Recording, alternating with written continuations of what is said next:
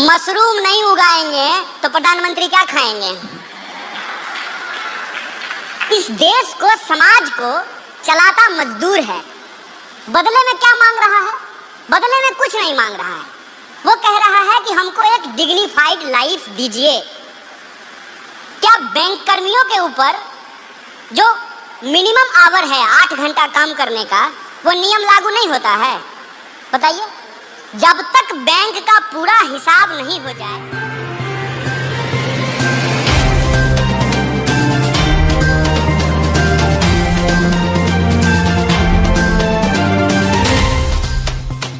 ये पूरा देश आपका कर्जदार है। ये पूरा देश आपका इसलिए कर्जदार है कि आप अंबानी अदानी की बात कर लें या जूता सिलने वाले की बात कर लें, अगर आप ना हो, बैंक ना हो, बैंकिंग सिस्टम ना हो, तो यह अर्थव्यवस्था चलने वाली नहीं है। इस लिहाज से पूरा देश आपका कर्जदार है। यह बात बिल्कुल ठीक है कि आज हम ऐसे दौर में हैं कि हमको हमारे ही लोगों के खिलाफ खड़ा कर दिया जाता है। मैं रायलू जी की बात से सहमत हूं कि जब किसान का सवाल होता है तो बैंक कर्मी नहीं नजर आते हैं, और जब बैंक कर्मी का सवाल होता है तो किसान नहीं होते हैं। जब किसान बोल रहा होता है तो मजदूर चुप होते हैं, और जब मजदूर बोल रहा होता है तो नौजवान चुप होते हैं। जब नौजवान बोल रहे होते हैं तो विद्यार्थी नहीं बोलता है। जब विद्यार्थी बोल रहा होता है तो महिला चुप होती है। जब महिला बोल रही होती है तो समाज के दूसरे तबके के लोग चुप होते हैं। यह बात ठीक है कि बैंकिंग सेक्टर किस चीज से झेल रहा है, उसकी क्या परेशानी है, इसको आपको अपने दिल में रखने से काम नहीं चलेगा। आपको मुखर होकर के यह बात बोलना पड़ेगा, और जब आप मुखर होकर के यह बात बोलेंगे तो आपके ऊपर तरह तरह का आरोप लगाया जाएगा, तरह तरह की बातें आपको कही जाएगी। कई बार तो आपके लिए बहुत आश्चर्यजनक बात हो जाएगी। मैं ये नहीं कहता हूं कि आप किसको वोट दीजिए, आपकी तरह मैं ये नहीं कह रहा हूं, लेकिन आप सोचिए कि अगर हम बीजेपी को वोट दिए हैं और बीजेपी की सरकार ही आकर के मेरी नौकरी छीन ले, तो हमारी स्थिति क्या हो जाएगी? ना हम घर के रहेंगे ना घाट के। किसको जाकर के ये दर्द बताएंगे? पब्लिक को मालूम नहीं है कि एनपीए क्या होता है। बताइए ना, हम पीएचडी कर लिए हैं, तब हमको अब जाकर के पता चला है कि एनपीए का फुल फॉर्म क्या होता है। आपको मैं कहता हूं, आप एक दिन इस पे सर्वे करा लीजिए। जितना कस्टमर आपके काउंटर पे आए, सबसे एक सवाल पूछिए, अच्छा बताइए एनपीए क्या होता है। देखिए आपको कितना लोग इसका जवाब देता है। Non performing assets.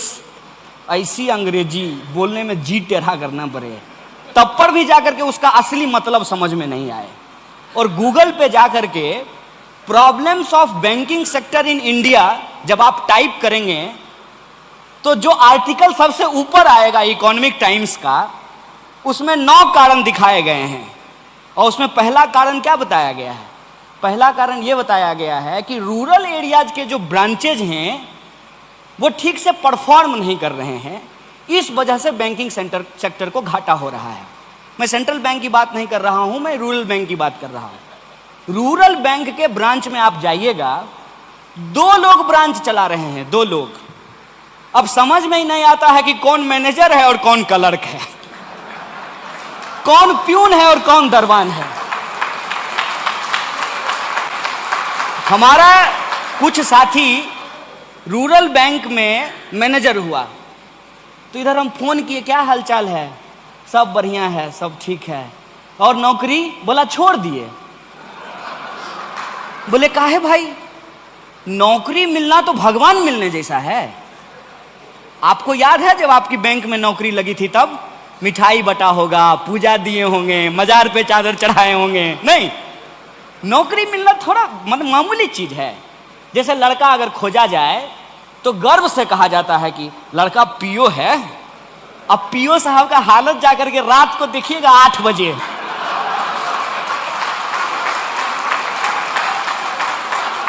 उनको हम एक बार देख लिए ना, कहे ए भाई, कौन कहता है कि प्रधानमंत्री देश चलाता है?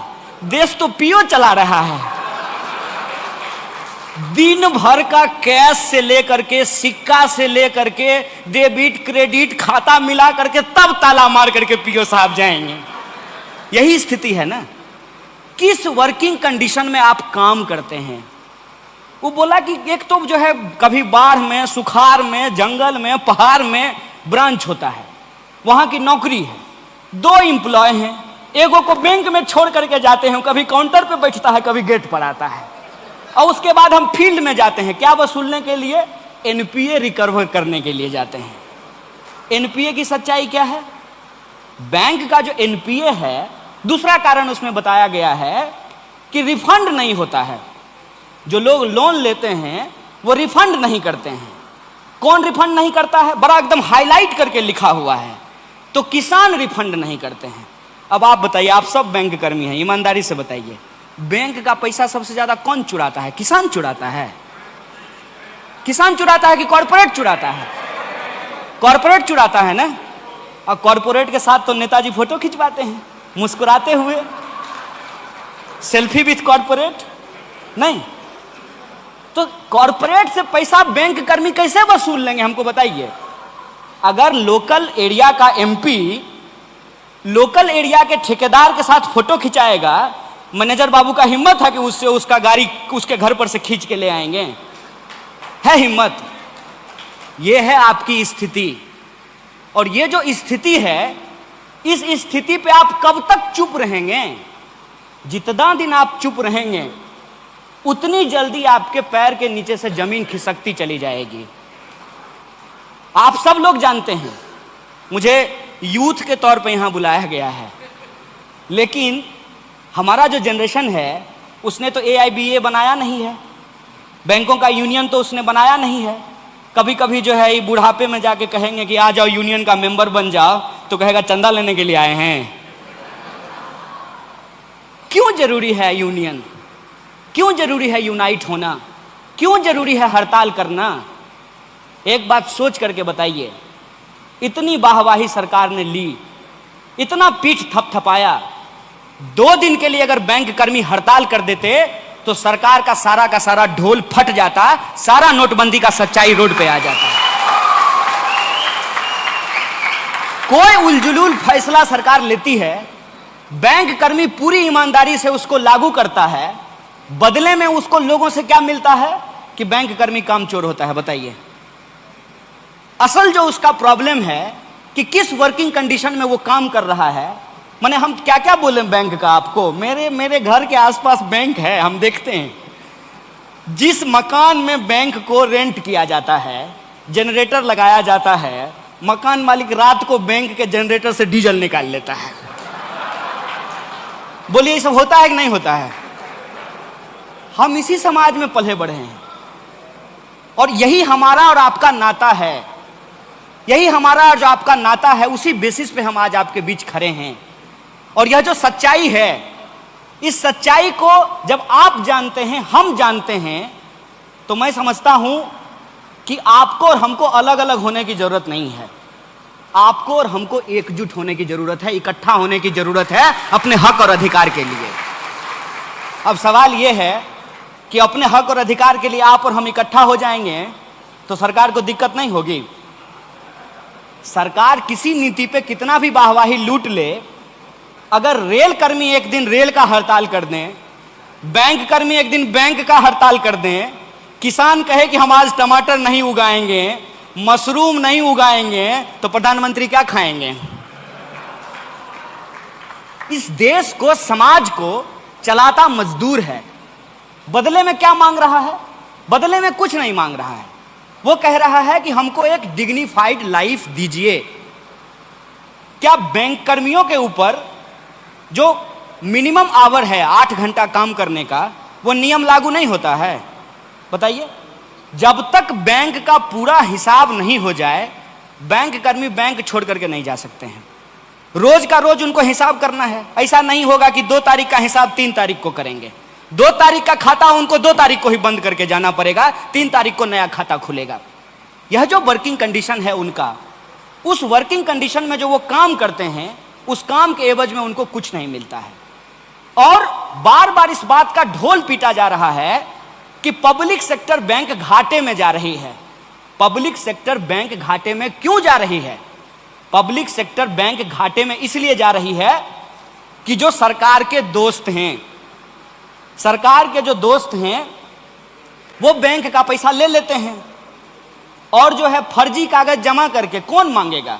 अगर हम किसान हैं, हम केसीसी कराने के लिए गए हैं तो हमारा आप खाता खेसरा मांग लीजिएगा। अगर हम बहुत बड़का ठेकेदार हैं तब हम दिखा देंगे कागज पे कि हमको जो है 1000 करोड़ का ट्रांजैक्शन हुआ है।